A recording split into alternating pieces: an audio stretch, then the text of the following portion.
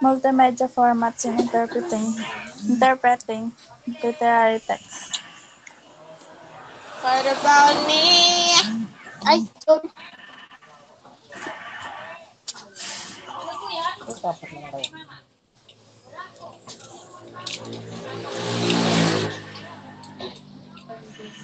Have you found studying literature more exciting with multimedia supports where you can actively and collaboratively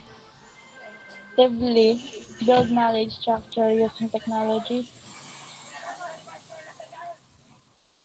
Evidently, most of the learners like you have realized the large impact of the use of the multimedia in studying literature. It provides opportunities for learners like you to reconstruct your ideas in audio and visual formats. Through multimedia platforms, you can apply a wide range of strategies to understand, interpret, and evaluate text. Marshall 2001 defined multimedia as a computer-controlled integration of text, graphics, drawing, still, and moving images, video, animation, audio, and any other media where every type of information can be represented, stored, transmitted, and processed. About po dito sa multimedia formats in interpreting literary text, dito mo po magagamit ng mga yung pag-e-edit. About sa pag-e-edit, video, yung mga integration of text. Yun yung about dito yung katulad ng example.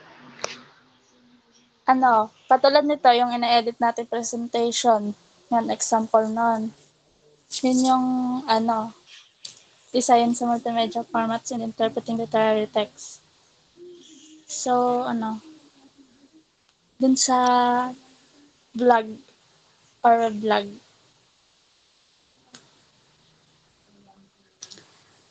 Blog or weblog is a website containing information, articles about a person's own opinions, interests, and experiences. These are usually changed regularly.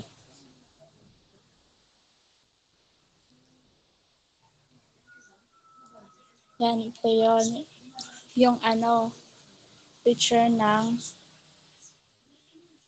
blog or weblog. About dito wait, excuse me. Basahin ko ba to? Yung vlog is about your opinion katulad ng mga napapanood natin sa hindi pala yun, iba pala yun. Yung pagbibigay ng mo. Wait lang. Wait lang. Parang pagbibigay ng sarili mong opinion, ganun.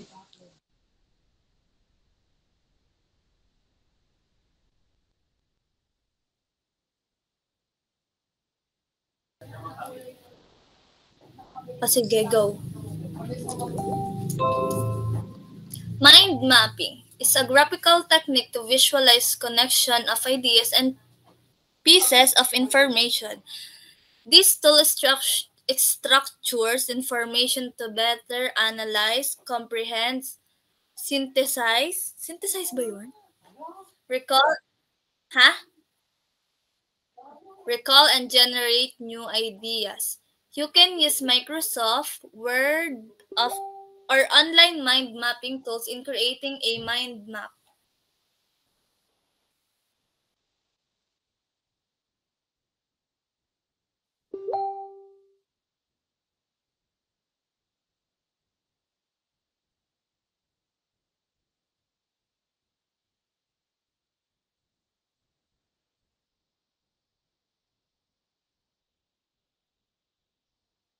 Puta.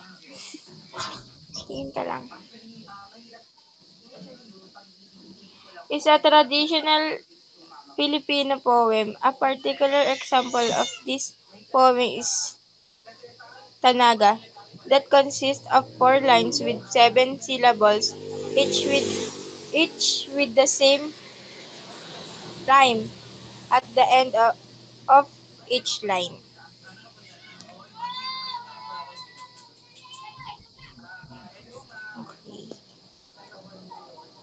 Ano?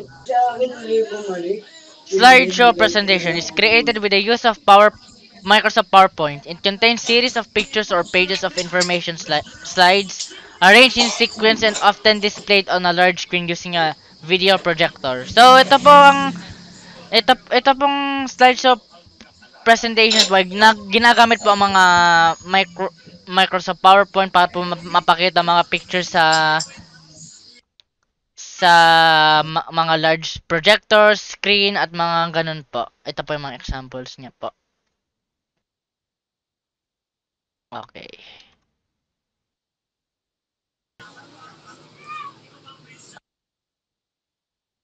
Ay, wait lang din.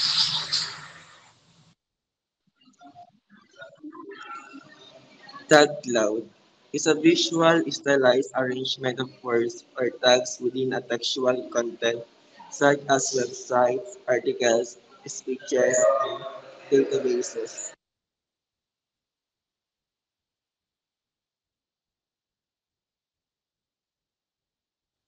This is the example of Tagalog. Okay, sorry.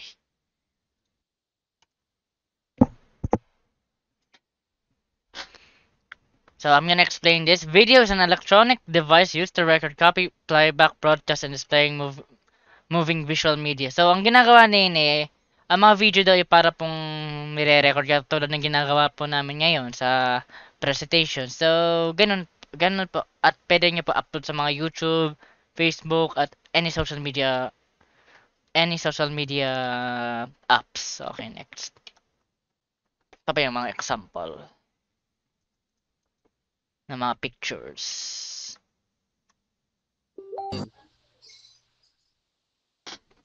Applying ICT skills in interpreting literary texts.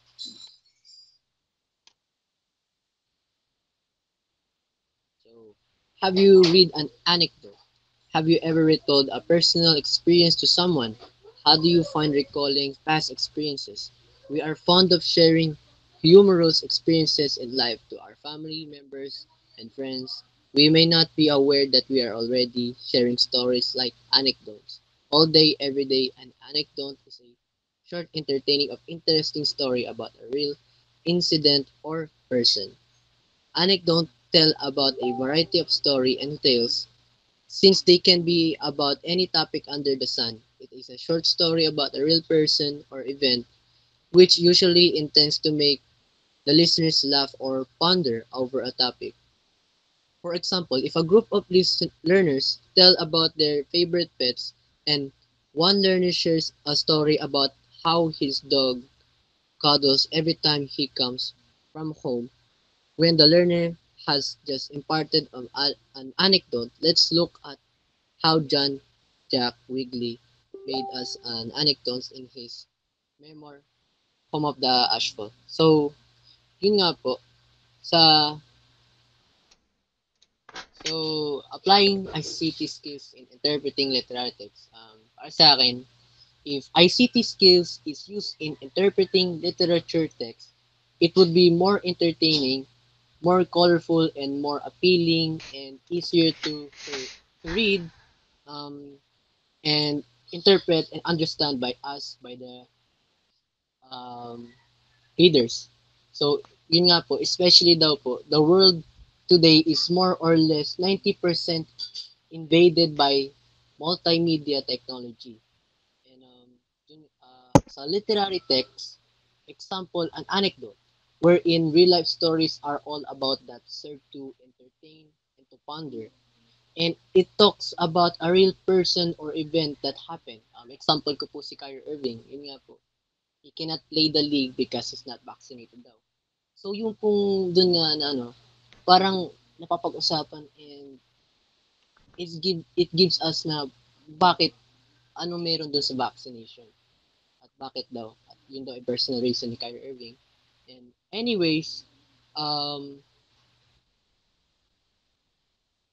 it talks about a real person or even that happened. Retelling, reading, or listening would be even more easy, fun, and entertaining. Okay, thank you. So, wait. So, ito ang aking isang example sa ICT skills. Ito po. Ito pong isa. Yan. Ito po yung gumamit po ako ng Microsoft. Doon sa mga pinag-aralan pa ito po yung mga ginamit yung ICT skills. Naggawa po ako ng mga PowerPoint.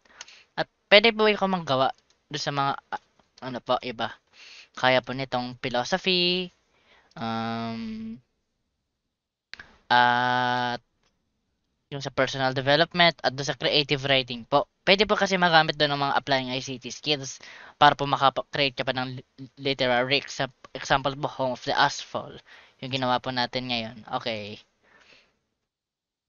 So, okay.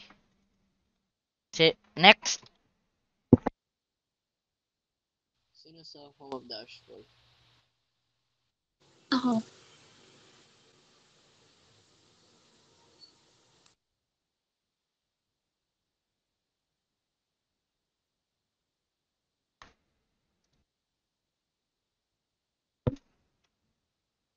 Ayan.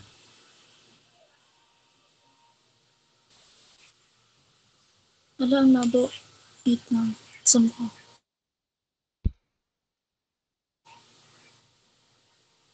Okay na ba? Okay pa. Okay na? Okay pa. The Ashfall. Ay, ano ba? Okay na.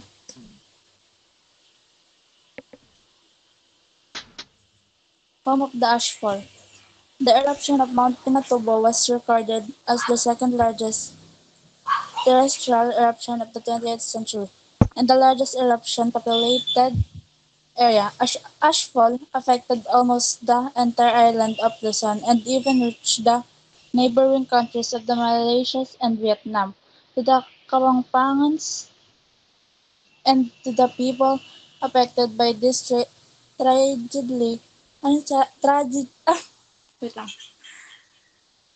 Tragedy, it would serve as testament of their irrepressible attribute of rising about their plight and predicament. I was no longer living in Angeles City when Mount Pinatubo erupted on June 15, 1991. I was promoted from being crew member of Pizza Hut Daw to management trainee at Pizza Hut Harrison Plaza in December 1990. It was my first time to work in Manila. Ed Kalupitan, a fellow Pizza Hut crew member now based in Manila, offered me a place to stay in his two-bedroom apartment. About po dito sa, ano ba? Sorry po, meron pa pala. Weeks before the eruption, I read I read several news and warnings about Mount Pinatubo. Frankly, I never knew there was a volcano in the Zambales mountain range. Nobody among my Kapampangan friends did. I guess we were all clueless about the impending danger in this world cause in our lives. Later on, I realized that the summit of the volcano was just 14 kilometers away from the extent of the Clark Air Base. I thought that volcanoes were conspicuous mountain and had first looking summit like Mayans and Hycons, but this one way deeply hidden among several mountains called the Cabasilan Mountains of Zambales. About hell, I thought that If there is a mountain near us which I imagine would erupt anytime, it would be the Arayat which was located at the heart of Pampanga with its open mouth and forbidding countenance. Not this absurd mountain whose native inhabitants the Aetas never knew about. I paid no more attention to warnings. Explain mo muna. About Home of the Ashfall, ano, ito yung about sa pagputok ng mga pinatubo. Ano,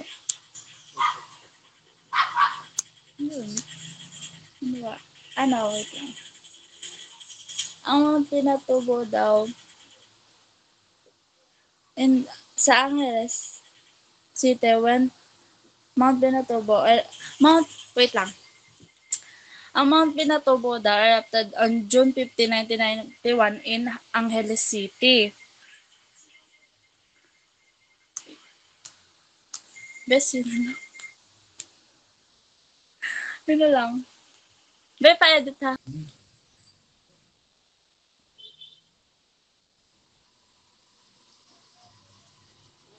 These are the three purposes of the anecdotes.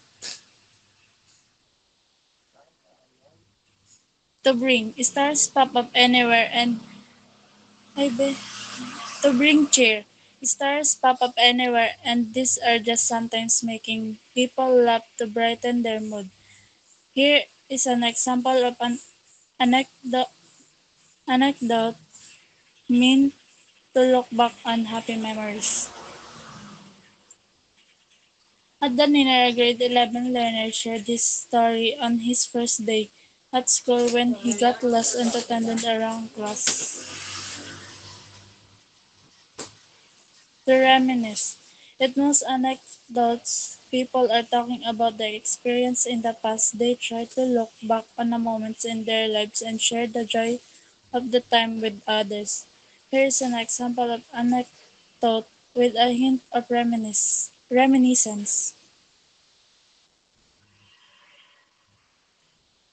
A mother tells her children a story about her life in the province when she was teenager. To persuade or inspire. Sometimes people share stories on how they surpassed their struggles in life. This most of the time give encouragement to others who have been in similar situation. The message usually conveys success in life as a fruit of hard work. Here is an example inspirational anecdote.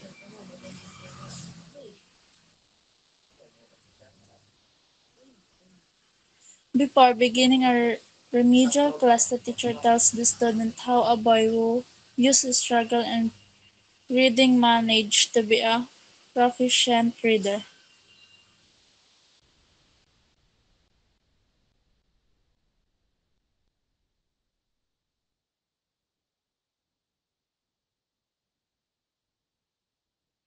Tapos, ano yung tanong, di ba?